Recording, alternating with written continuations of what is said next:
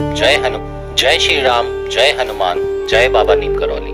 आप में से बहुत सारे लोग बाबा नीम करौली के दर्शन करने कैंची धाम तो जरूर गए होंगे, लेकिन क्या आप जानते हैं कि जिस कैंची धाम में आप लोग दर्शन करने के लिए जाते हैं, उस कैंची धाम में बाबा सबसे पहली बारी कब पहुंचे और उस कैंची धाम की स्थापना कैसे हुई? तो आज के वीडियो में आपको बताएंगे कि कैसे बाबा नीम करौली पहुंचे कैंची धाम, कैसे बना कैंची धाम और वो सबसे पहले कौन से व्यक्ति थे जो कैंची धाम में बाबा जी को मिले, और इसके साथ ही आपको बाबा जी के कंबल की एक ऐसी कहानी भी सुनाएंगे जो उनकी कहानियों में सबसे ज्यादा प्रचलित है। तो चलिए बाबा नीम करौली का नाम लेते हैं और इस कहानी की शुरुआत करते हैं। बाबा एक दिन कैंची धाम में उसी जगह पर पहुंचे जहां पे आज नीम करौली कैंची धाम बना हुआ मंदिर है। जब बाबा जी यहाँ पे पहुंचे तो यहाँ पे एक लड़का और एक लड़की खेल रहे थे जिसका नाम था उमेश तिवारी। ये छोटा सा बच्चा और उसकी बहन वहां पे खेल रहे थे और वहीं पे पास में एक खंडहर था सड़क के किनारे। बाबा जी अपने दोस्त के साथ एम्बेसडर कार से उतरे और उस कार से उतरने के बाद इस खंडहर के अंदर प्रवेश कर गए।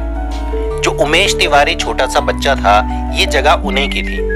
इन्हें लगा शायद ये शख्स यहाँ पे अपनी गाड़ी रोककर लघु शंका करने के लिए गए हैं, इसलिए उनको भगाने के मकसद से ये दोनों बच्चे वहाँ पे पहुंचे। मैं 5 साल का था जब यहाँ पहुंचे थे, सबसे पहले मैंने दीदी नहीं देखा था। जब ये बच्चे वहाँ पर पहुंचे तो वहाँ पे लकड़ी का बना हुआ एक पलंग था जिसे तख्त कहते हैं। बाबा जी उसके ऊपर विराजमान थे और जैसे ये बच्चे वहाँ पे पहुंचे, बाबा जी को देखते ही इन्होंने प्रणाम किया। बाबा जी ने दोनों बच्चों को देखा और इनमें से उनके बेटे को ये बोला कि जाओ और जाके पूर्णानंद को बुला के लेके आओ। पूर्णानंद इस बच्चे के पिताजी का नाम था। बच्चे ने सोचा शायद ये पिताजी के दोस्त हैं और वो दौड़े दौड़े घर गया और घर जाके उसने अपने पिताजी को बताया कि एक बुजुर्ग, एक बूढ़े बाबा वहाँ पे आए हुए हैं और वो हमारे खंडहर में ठहरे हैं और आपसे मिलना चाहते हैं। पूर्णानंद को ये ख्याल नहीं आया कि वो व्यक्ति कौन है और उस टाइम पे पूर्णानंद खाना खा रहे थे, तो उन्होंने सोचा इतनी गर्मी हो रही है, करीबन जून जुलाई का वक्त था, तो पूर्णानंद ने अपने बेटे को बोला कि जाके उन बाबा जी को बोल दो कि पिताजी की तबीयत खराब है और वो नहीं आ सकते। बच्चा उनकी आज्ञा लेकर चला गया और बाबा जी को जाके कहने लगा कि पिताजी की तबीयत खराब है, वो तो नहीं आ सकते। ऐसे में बाबा नीम करौली ने कहा, अच्छा पूर्णानंद अभी अभी तो खाना खा रहा था, अभी उसकी तबीयत भी खराब हो गई। ये बात सुनते ही वो बच्चा हैरान हो गया कि बाबा जी को कैसे पता कि पिताजी खाना खा रहे थे। तो पूर्णानंद जी के बेटे को बाबा जी ने कहा कि जाओ और पूर्णानंद को बोलो कि पिछले 20 साल से मैं तुम्हारा इंतजार कर रहा हूँ, मुझसे आके मिलो।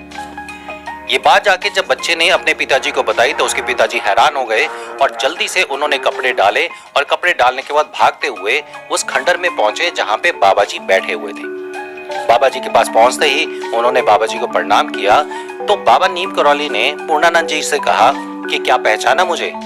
पूर्णानंद जी ने कहा कि नहीं बाबा, मैंने आपको पहचाना नहीं। तो बाबा जी ने पूर्णानंद की तरफ देखा और उसे याद दिलाया कि आज से 20 साल पहले जब तू बहुत मुसीबतों में फंसा हुआ था तो मैंने तुम्हें बताया था कि तुम्हारा जो केस है वो सॉल्व हो जाएगा, तुम्हें अपना घर मिल जाएगा, तुम्हारा अपना घर बन जाएगा। क्या तुम्हें याद नहीं आया? तो पूर्णानंद को वही 20 साल पहले याद आ गया जब वो बाबा जी से मिला था।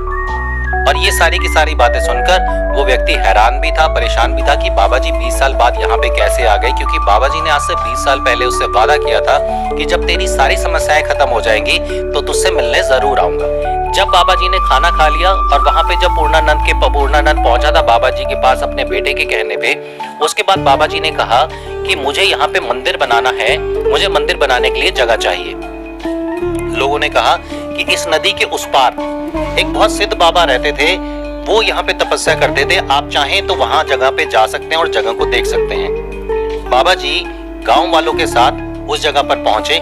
उस जगह पे पहुंचने के बाद उन्होंने गांव वालों को कहा कि एक पत्थर वहां पे पड़ा हुआ था, उस पत्थर को वहां से हटाओ। वहीं पे दूसरी कहानी में बाबा जी ये कहते हैं गांव वालों को कि एक जगह है, इस जगह को खोदना शुरू करो। ऐसा कहा जाता है कि जब वो पत्थर हटाया गया और इस जगह को जब खोदा गया तो वहां से थोड़े ही समय में एक धुनी निकलना शुरू हुई।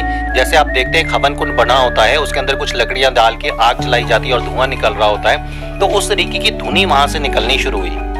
ये सारी चीजें देख के गांव वाले हैरान और परेशान हो गए, क्योंकि जो लोग वहां पे रहते थे, जो लोग वहां पे पैदा हुए थे, उन्होंने आज तक कभी ये जगह नहीं देखी। वो लोग यहाँ पे अपने गाय भैंस चराने के लिए आते थे, उन्होंने आज तक कभी ये जगह नहीं देखी। और ये चमत्कार कैसा हुआ कि वहां पे धुनी चल रही है और एक चिमटा भी पड़ा हुआ है। सबने बाबा नीम करौली से हाथ जोड़ के पूछा कि बाबा जी ये क्या है। बाबा नीम करौली ने गांव वालों को बताया ये सोमवारी बाबा की जगह है। सोमवारी बाबा यहाँ पे पूजा पाठ करते थे और अब यहाँ पे हनुमान जी का मंदिर मैं बनाना चाहता हूँ। जब ये सारी बात हो गई, ये बात होने के बाद पूर्णानंद ने बाबा जी को कहा कि बाबा जी ये तो फॉरेस्ट डिपार्टमेंट की जगह है, ये जगह पे आप मंदिर नहीं बना सकते। बाबा जी ने कहा कि क्योंकि तुम मुझे यहाँ पे लेके आए हो और यहाँ पे सोमवारी बाबा ने तपस्या करी है, तो मंदिर तो यहीं पे बनेगा। तो रुक, मैं अगले दिन आता हूँ। अगले दिन बाबा नीम करौली ठीक 10 बजे उसी जगह पे फिर दोबारा पहुंचे जहां पे आज नीम करौली आश्रम कैची धाम बना हुआ है, और उनके साथ फॉरेस्ट डिपार्टमेंट के काफी सारे लोग थे। जब वहां पे लोग पहुंचने के बाद उन्होंने जगह देखी और उन्होंने फॉरेस्ट डिपार्टमेंट को कहा कि यहाँ पे मैं एक मंदिर बनाना चाहता हूँ। तो फॉरेस्ट डिपार्टमेंट ने कहा कि बाबा जी आप यहाँ पे तपस्या करना चाहते हैं तो एक छोटी सी अपनी झोपड़ी बना लीजिए और यहाँ पे आप तपस्या कीजिए, लेकिन हम आपको यहाँ पर मंदिर बनाने की परमिशन नहीं दे सकते। लेकिन बाबा जी ने कहा कि मंदिर तो यहीं पे बनेगा। अब फॉरेस्ट ऑफिसर ने कहा कि बाबा जी ये परमिशन हम तो नहीं दे सकते, इसके लिए तो मंत्री जी से बात करनी पड़ेगी। तो फॉरेस्ट डिपार्टमेंट के अधिकारियों ने बताया कि चौधरी चरण सिंह जो हैं वो भारतीय जनता पार्टी के नेता हैं और इस समय यहाँ पे कृषि मंत्री हैं और ये सारे जंगलात का काम भी वही देखते हैं, उनकी परमिशन मिलना जरूरी है। बाबा जी ने इन सबकी बात सुनी और वहां से चले गए।